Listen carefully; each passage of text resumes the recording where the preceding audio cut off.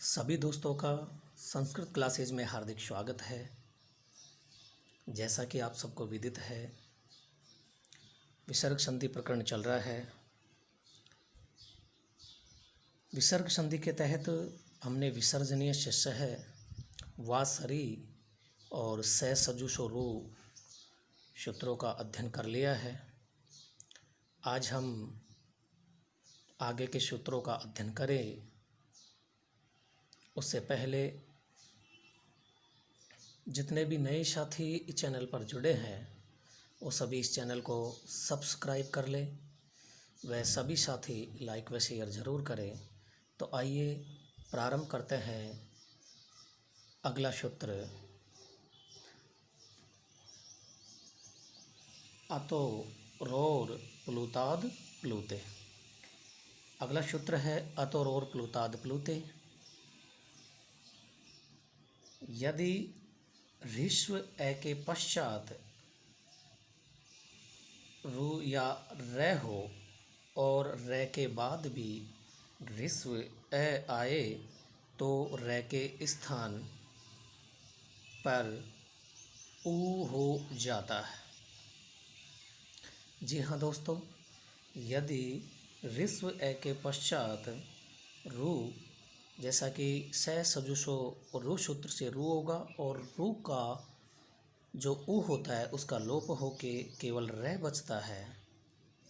तो यदि ऋस्व ए के पश्चात रू या रे हो और रे के बाद भी ऋस्व ए आए तो रे के स्थान पर ऊ हो जाता है।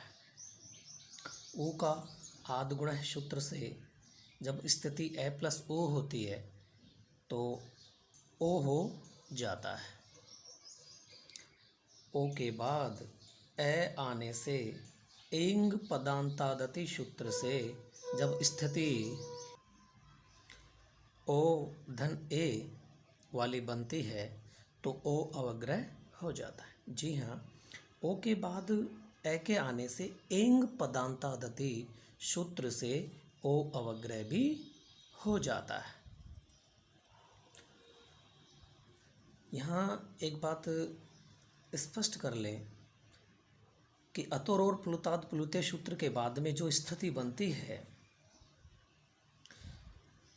वो गुण संधि की बनती है। अतः आद गुण से ओ होगा और ओ के बाद में ओ धन ए की स्थिति होने पर एंग पदांतादति सूत्र से ओ अवग्रह भी होता है। आइए देखते हैं उदाहरणों के माध्यम से। जैसे शिवस धन अर्च है, शिवो अर्च। विसर्जनीय से सूत्र से विसर्ग का स हुआ। से सजुषोरु से से का रे, रे का अतोर और प्लुताद प्लुते सूत्र से रे के बाद में ए होने के कारण ऊ होता है और आद गुणे से ओ के बाद में ए होने से एंग पदांतादति सूत्र से ओ अवग्रह के रूप बना शिवो अर्च। ऐसे ही रामस धन अस्ति रामो अस्ति। कह धन अपि को अपि। कह धन अयम को अयम। देवः धन अयम देवो अयम। एक बार पुनः उदाहरण देखते हैं। शिवस धन अर्च है, शिवो अर्च। रामस धन अस्ति रामो अस्ति। कह धन अपि को अपि। कह धन अयम को अयम। देवः धन अयम देवो अयम। आइए हम इनमें से शिवस धन अर्च कैसे बना इसको पूरा समझाते हैं। देखिए, शिव है विसर्जनी से विसर्ग का से, शिवस धन अर्च। से सजुषोरु से विसर्ग या से का रे, शिवर्धन अर्च है। अतोर और प्लुताद प्लुते सूत्र से रे का उ शिव उ धन अर्च है। अब उ के बाद एक ही स्थिति होने पर आद्गुण सूत्र से ओ का ओ हो के शिवोधन अर्चह रूप बना। ओ के बाद में ए की स्थिति होने के कारण एंग पदांतादति सूत्र से ओ अवग्रह होके शिवो अर्च रूप बनता है। उम्मीद करता हूँ यह सूत्र आपके अच्छे से समझ में आ गया होगा। प्रारंभ करते हैं अगला सूत्र। अगला सूत्र है हसी च। हसी च काफ़ी महत्वपूर्ण सूत्र है दोस्तों, विसर्ग संधि का। देखते हैं, यदि ऋस्व ए के बाद रै हो और रै के बाद हस, यानी कि है, ये, वे, रे, ले या वर्गों के तीसरे, चौथे, पांचवें वर्ण आए। जी हाँ, हस प्रत्याहार में है, ये, वे, रे, ले या वर्गों के तीसरे, चौथे, पांचवें वर्ण होते हैं। तो यदि इन वर्णों में से कोई सा भी वर्ण आए तो रे के स्थान पर ऊ हो जाता है। तो रे के स्थान पर ऊ हो जाता है और ऊ का आद्गुण है सूत्र से गुण ओ हो जाता है। एक बार पुनः देख ले, यदि ऋस्व ए के बाद रै हो और रै के बाद हस, प्रत्याहार वाले वर्ण यानी कि है, ये, वे, रे, ले या वर्गों के तीसरे, चौथे, पांचवें वर्ण में से कोई सा भी वर्ण आए तो रे के स्थान पर ऊ हो जाता है और ऊ का आद्गुण है सूत्र से गुण ओ हो जाता है। आइए उदाहरणों के माध्यम से अच्छी तरीके से समझते हैं। शिवस धन वंदः, शिवो वंदः। कृष्ण धन जयति, कृष्णो जयति। रामः धन अस्ति, रामो हस्ति। मृगः धन धावति, मृगो धावति। कृष्ण धन जयति, कृष्णो जयति। मनः धन रथः, मनो रथः। मनः धन भावः, मनो भावः। नमः धन नमः, नमो नमः। यशः धन दा, यशोधा। यशः धन धरा, यशो धरा। आइए शिवस धन वंदः का पूरा स्पष्टीकरण देखते हैं। शिवस धन वंदः से सजुषोरु सूत्र से सैकार्य रूप बना शिवरधन वंदः।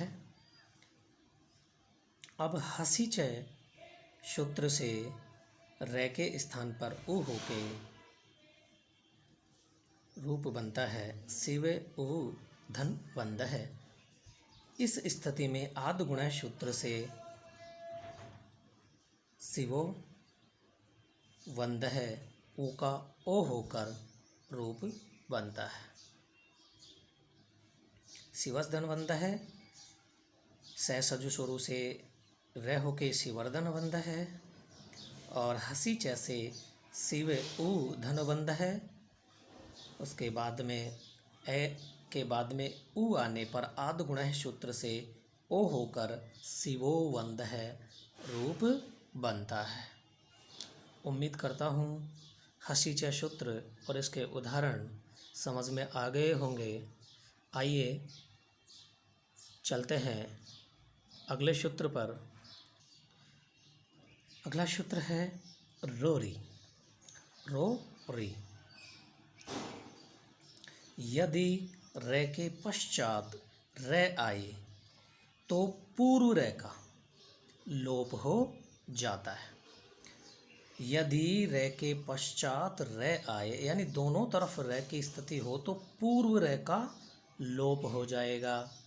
और ढ लोपे पूर्वस्य दीर्घो अण है सूत्र के द्वारा ढ अथवा रे का लोप हुआ हो तो उससे पूर्ववर्ती अण में ए ई उ वर्ण होते हैं, ये दीर्घ हो जाते हैं। ढ लोपे पूर्वस्य दीर्घो अण है। यदि ढ अथवा रे का लोप हुआ हो तो उससे पूर्ववर्ती अण यानी ए ई उ दीर्घ हो जाते हैं। अण में ए ई उ तीनों वर्ण होते हैं। ये तीनों के तीनों ही जब ढ या रे का लोप होता है तो दीर्घ हो जाते हैं। आइए देखते हैं उदाहरण के माध्यम से और अच्छी तरह समझ में आएगा।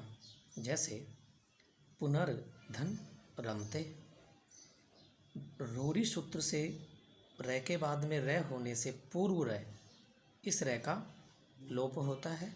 और ढ लोपे पूर्वश्च दीर्घो अण है सूत्र के द्वारा रे का लोप होने के कारण न में स्थित ए का दीर्घ यानी आ होके रूप पुनारमते बनता है। ऐसे ही हरीर धन रम्य है, हरी रम्य है। अंतर्धन राष्ट्रीय, अंता राष्ट्रीय है। निर्धन रस है, नीरस है। शंभुर्धन राजते, शंभु राजते। लीड ढंड है, लीड है। जी हाँ, लीड ढन ढह लीड है। जैसे रोरी सूत्र होता है वैसे ही ढोड़े सूत्र होता है जिसमें ढह के बाद में ढह की स्थिति होने पर पूर्व ढह का लोप होता है। और ढह लोपे पूर्वस्य दीर्घो अण के द्वारा ढह का लोप होने के कारण जो ई है उसका दीर्घ ई हो के रूप बनता है लीड है। उम्मीद करता हूँ कि विसर्ग संधि आपके अच्छे से समझ में आ गई होगी।